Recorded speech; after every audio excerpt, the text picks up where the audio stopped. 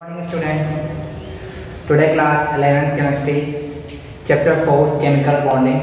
Myself Ritesh Singh.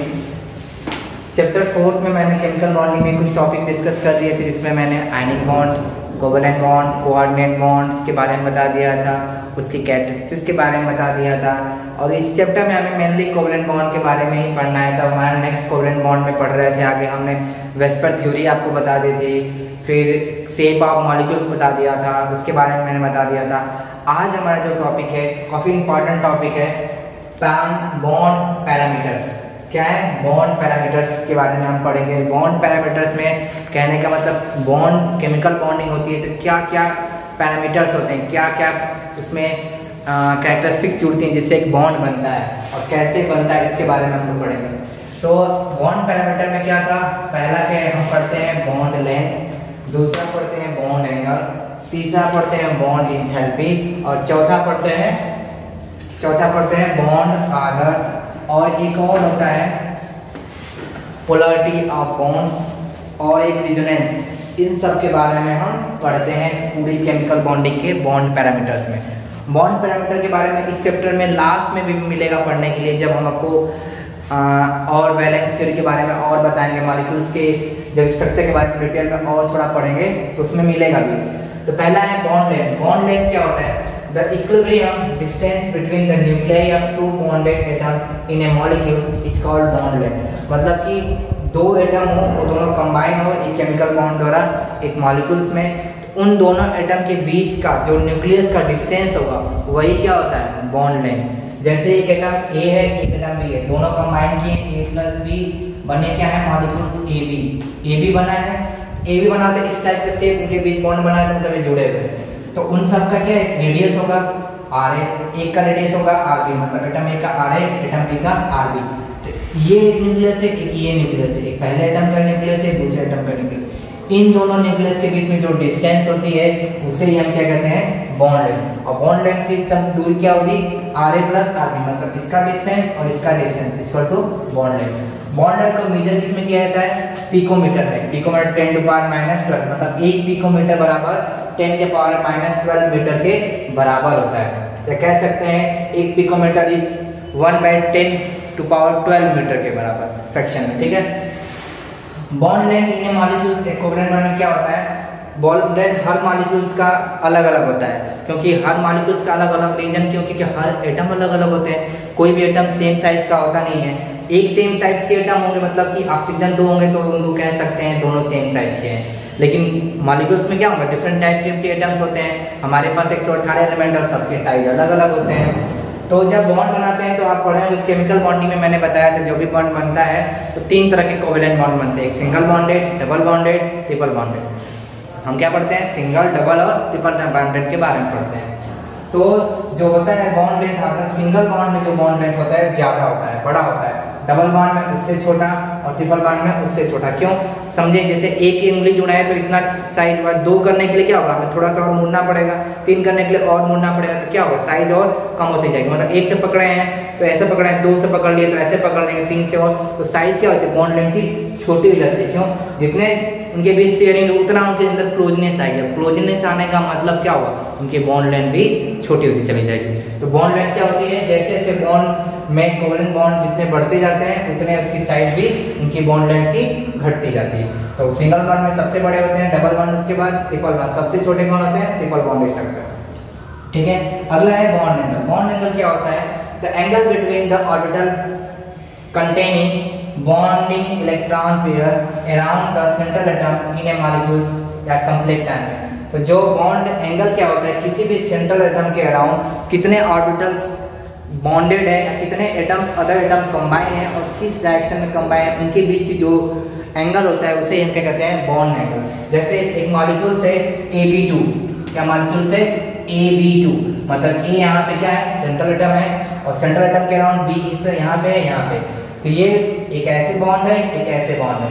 तो इन दोनों bond के बीच में जो ये एंगल होगा वही क्या होगा? Bond angle. और ए क्या है? सेंट्रल एटम है और इसके अराउंड क्या है? एटम्स हैं। तो ए कैसे? ऐसा भी हम कह सकते हैं, ए ऐसे और ऐसे, तो ये भी क्या होगा? Bond angle. ये भी क्या होगा? Bond angle. तो ये सब क्या है, बॉन्ड एंगल। बॉन्ड एंगल को किसमें मेजर करते हैं, डिग्री में। आपको पता ही होगा एंगल को मेजर करने की यूनिट क्या होती है, डिग्री।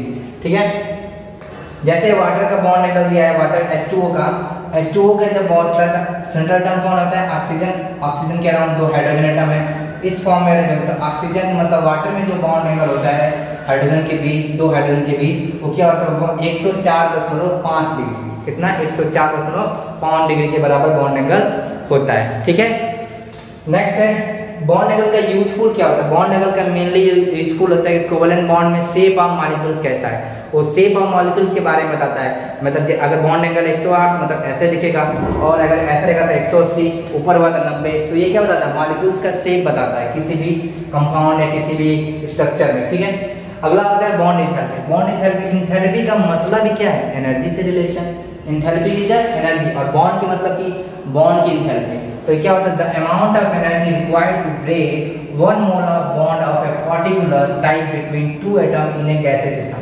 सिंपल सी भाषा में ये कह रहा है कि बॉन्ड इंथैल्पी क्या होता है, कोई भी मॉलिक्यूल्स है या कंपाउंड है, उसमें जो एटम्स कंबाइन है केमिकल बॉन्ड में, किससे जुड़े होंगे, एक बॉन्ड से जुड़े होंगे। तो उस बॉन्ड को तोड़ने के लिए जो अमाउंट ऑफ एनर्जी की रिक्वायरमेंट होगी, वही क्या होती है, बॉन्ड इंथैल्पी। क्या होती है, बॉन्ड इंथैल्पी। जैसे हाइड्रोजन है, इसका यूनिट क्या होता है, किलो जूल पर मोल। मतलब 1 मोल का मॉलिक्यूल से 1 मोल मॉलिक्यूल्स को हमें ब्रेक करना है, और जूल एनर्जी की होती है, तो हमारा यूनिट क्या हो जाता है, किलो जूल पर मोल। जैसे H2 के मॉलिक्यूल्स हैं, किस फॉर्म में होंगे, ऐसे सिंगल बॉन्डेड एटम होंगे। इस बॉन्ड को हमें तोड़ना है, तो इस बॉन्ड को तोड़ने के लिए क्या होगा, हमें एनर्जी की रिक्वायरमेंट होगी, फोर्स की जरूरत होगी, क्योंकि इनके बीच क्या है, बॉन्ड बना है, मतलब एक फोर्स जुड़ा है। बॉन्ड का सीधा सीधा मतलब क्या है, फोर्स, अट्रैक्शन। ठीक है, तो जब इसको हम तोड़ना होगा तो क्या होगा, हमें कुछ अमाउंट ऑफ एनर्जी देना होगा। वो किसी फॉर्म में हो सकता है, हीट के फॉर्म में हो सकता है, इलेक्ट्रिसिटी के फॉर्म में हो सकता है, फिर फोटो केमिकल के फॉर्म में, फोटो एनर्जी के फॉर्म हो सकता है, कोई भी फॉर्म हो सकता है। तो मैंने कुछ अमाउंट ऑफ एनर्जी दिया, तो केस में हाइड्रोजन एटम एक गैसेस फॉर्म में टूट गया। जब टूटेगा तो टूटने के लिए हमें ये एनर्जी देनी होगी। यही एनर्जी क्या होती है, 438 किलो जूल पर मोल। मतलब हाइड्रोजन के 1 मोल के मॉलिक्यूल्स को हमें उसके एटॉमिक फॉर्म में तोड़ना होगा, तो हमें कितनी एनर्जी रिक्वायरमेंट होगी, 438 किलो जूल की रिक्वायरमेंट होगी। ठीक है, जो बॉन्ड इंथैल्पी होती है वो डायरेक्टली प्रोपोर्शनल होती है किसके, बॉन्ड स्ट्रेंथ को। जितनी ज्यादा इंथैल्पी की रिक्वायरमेंट उतना ज्यादा बॉन्ड स्ट्रेंथ होगा, क्योंकि इंथैल्पी ज्यादा तो हमें ताकत भी ज्यादा, स्ट्रेंथ ज्यादा मतलब हमें ताकत भी ज्यादा लगाना पड़ेगा। ठीक है, और बॉन्ड स्ट्रेंथ क्या होता है, inversely proportional to bond length. जितना अब आपने देखा होगा, लकड़ी जितनी लंबी होती है उसको तोड़ना उतना आसान होता है, जितनी छोटी होती है उसको तोड़ना उतना कठिन हो जाता है। तो बॉन्ड लेंथ जितना छोटा उतना अधिक बॉन्ड स्ट्रेंथ, उतना ज्यादा बॉन्ड इंथैल्पी। बॉन्ड लेंथ जितना बड़ा उतनी कम बॉन्ड स्ट्रेंथ, उतनी कम बॉन्ड इंथैल्पी। ठीक है, तो ये रिलेशन याद रखना चाहिए। ठीक है, नेक्स्ट है बॉन्ड इंथैल्पी का बॉन्ड में भी। तो सबसे छोटा बॉन्ड लेंथ किसका होता है, ट्रिपल बॉन्ड का मैंने यही बताया, तो इसकी एनर्जी भी क्या होगी, ज्यादा।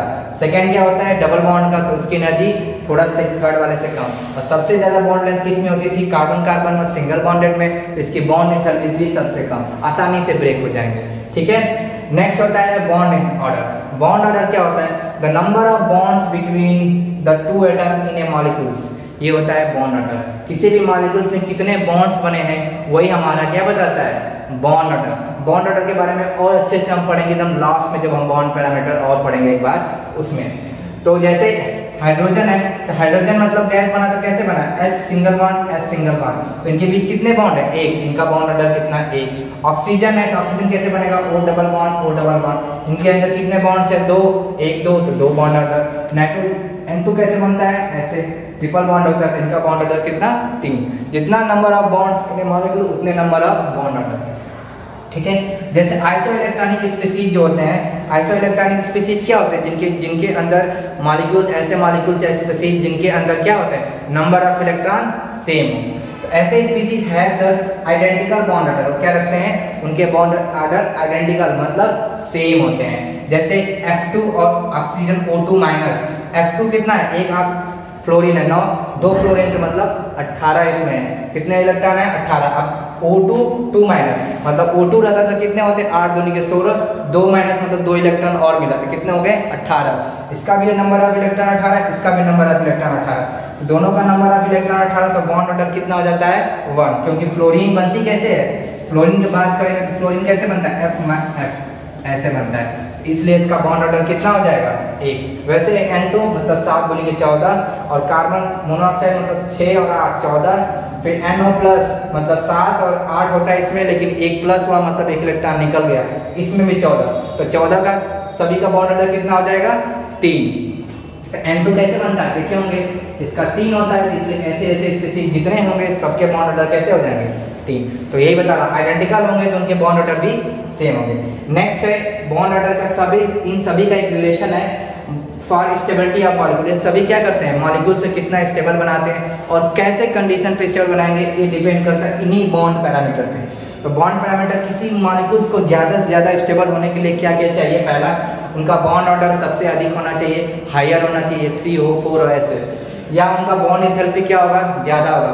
बॉन्ड ऑर्डर ज़्यादा मतलब उनकी बॉन्ड लेंथ छोटी, बॉन्ड लेंथ छोटी मतलब एनर्जी की रिक्वायरमेंट ज़्यादा, तो स्ट्रेंथ ज़्यादा, तो बॉन्ड लेंथ क्या होगी डिक्रीज करेगी, इतनी बॉन्ड लेंथ कम रहेगी उतना ही वो ज़्यादा स्टेबल होगा, उतना ही ज़्यादा उसकी स्ट्रेंथ होगी, तो बॉन्ड स्ट्रेंथ क्या होगी ज़्यादा। तो ये सारी कंडीशन जब रहेंगी, मतलब बॉन्ड ऑर्डर ज़्यादा हो, इंक्रीज कर रही हो, बॉन्ड एंथैल्पी ज़्यादा हो, बॉन्ड लेंथ कम हो और बॉन्ड स्ट्रेंथ ज़्यादा होगी, तो कोई भी मॉलिक्यूल ज़्यादा से ज़्यादा स्टेबल मॉलिक्यूल्स होगा। तो ये सारे बॉन्ड पैरामीटर्स थे, इनके बारे में डिस्कस किया, आप इसे अच्छे से नोट कर लीजिएगा, जो भी डाउट होगा मुझसे पूछिएगा। नेक्स्ट हमारा लेक्चर आएगा resonance and polarity of bond. Okay, thank you, have a nice day.